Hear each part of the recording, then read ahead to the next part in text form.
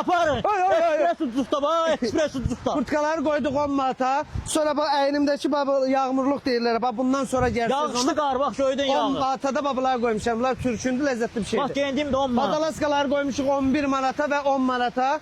Hər şeydən də çox gəlib. Gəl bura. Bax. Və gəl. Dublonkaları 25 manata qoymuşuq. Gələndə o dublonkadan bir dənəsini əl üzü burun bax. Məcbur deyir, almayın, amma əl üzü burun görün hansıları 25 manata qoymuşuq. Gəl bura. Bax buralar 11 manat. 30 manat 11 manat olur. Gəl bura. Bax bu bahalı mallar. Bax hamısı, bax buna bax markalılar, hamısı 11 manat bax. Allah'ın olsun bahalı bir şeyler. Alın alın aparın. Diqqətlə baxın hansı modellər bax.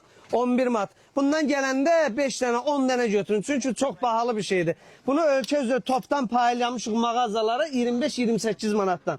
Amma bax bu dəqiqə sezonun sonudur deyə. Yanına verin, tələsin gəlin. Bəli. 20 yanvar Buna ekspres bax, ucuzluq. 11 manata buna göyçəliyə bax malda. Bax, görsən. Hər şey qaydasında. Bunu bəziyib düzüb sizə vallahi o 40 manatdan 50 manatdan da sata bilərəm.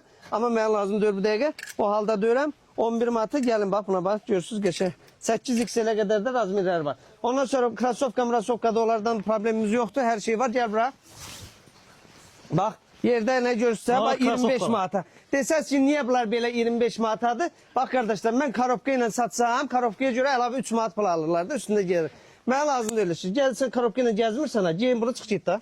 Gəl bura. 13 manata krasovkalarımız da var. Ha, o tərəflər 13 manatdır. O tərəflər 13 manatdır, amma buralar yeni modeller 25 manatdır. Aa, gözəl. Durun gəlin. Ha? Buna bax. 25 manat. Görsən? Nə qəşəng. Oyda bu nə göyçək də. Durun gəlin xidmətinizdəyik. Hamı gözləyirik, gəlin ekspres ucuzluğa. Sizi gözləyirik. Sağ olun.